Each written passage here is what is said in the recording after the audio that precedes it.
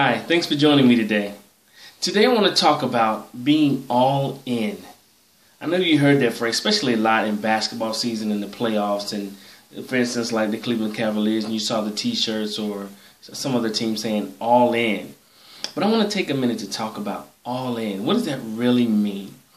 To me, that means committed mind, body, and soul to the mission and to the goal, and that team is way above the individual. I'll give you an example. There was some years ago, I was a contractor for the federal government, in IT, of course. And this was one of the best teams that I've ever worked on in my entire IT career. And I've been in IT for over 25 years. But the thing about it was the chemistry and the dynamics of everybody on the team was so authentic. And we got along so well, and everybody knew what the other person's role was. And we all respected that. We respected what each other brought to the table. You know what I'm saying? As an architect, or I call leaders architects, because they sit down and they map out and they think about materials and things they're going to need to build this building, and what's the purpose of the building and all that information. So the same thing with a leader when they're building a team or even inherit a team. Look at what you have and try to figure out the different pieces of the puzzle and see how you can make them fit so that that team can wind up being a high-performing team, something you can be proud of and something that can work at a high-performing level on a consistent basis. So, excuse me. So I was working on this team, and it was so awesome because everybody respected one another. We all bought into what the mission and the goal were, and we were excited about it. And the thing about it was, what made us all in is because we refused to not hit deadlines. And the other thing was, we took pride in what we did. We took pride in what we did as individuals. So coming together as a team, it's like this team is going to be successful no matter what. And we all had that mindset. See, mindset is real key for teams being all in. You have to have the same and the right mindset to be all in, to be fully committed to the goal. And we were. We decided that we were going to let our work speak for itself and stand on its own. We weren't going to do a lot of talking outside the group. Now, inside the team, information flowed freely. And that was one big key difference when you compare this to other teams. See, I've worked on teams before where you had one or two people on the team that wanted to hoard information and just keep it to themselves because they felt like if they had that information and no one else, then they would be needed. You know, they would have to be a part of the team. The team that I worked on didn't think that way. We didn't think that way. We all did our job, and guess what? We all trained each other on each other's jobs. So if one person was out for a day or a couple of days or whatever on vacation or sick, we could easily backfill that slot just enough to keep the project going. Because we didn't want to stop the show or the production just because one person was out. How does that make the team look? How does that make your leader look? So we trained each other at the same time as working together. And another thing is, we pushed each other.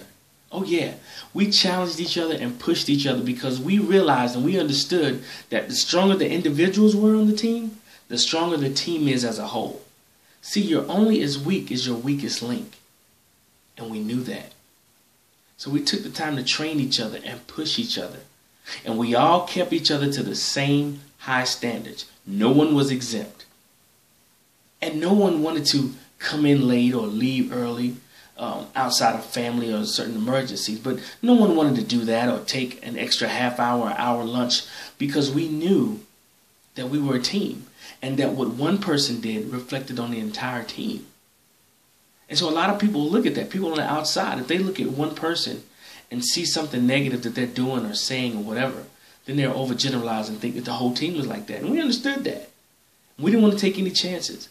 We wanted to be this well-oiled machine working at a high performance level on a consistent basis, constantly meeting or exceeding our deadlines. We were the team that was envied on this federal project, on this federal government project. Every time a project manager had a new project they had to roll out, they wanted our team, and they would fight tooth and nail to get our team because of our track record.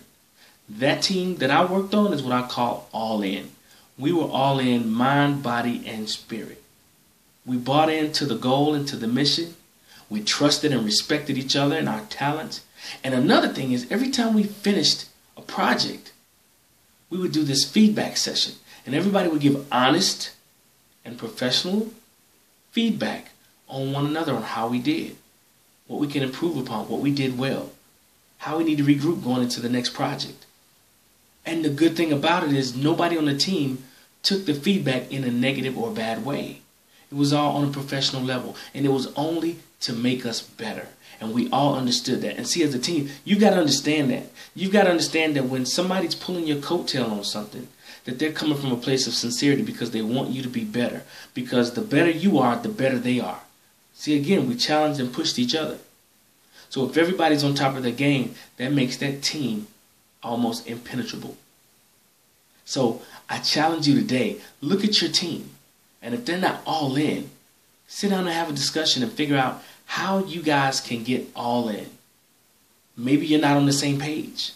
Maybe you guys aren't trusting one another. Maybe you guys aren't respecting one another. These are a lot of the key components that go into having a team that's truly all in. So I admonish you today to take a look at your team and see what you have. Are you guys really all in? Or are half of you all in and the other half not really sure? Okay? Well, that's my time. Thank you so much for joining me today. And as always, if you want to catch video clips like this as well as audio clips, please come to my website at www.chadbumgarner.co.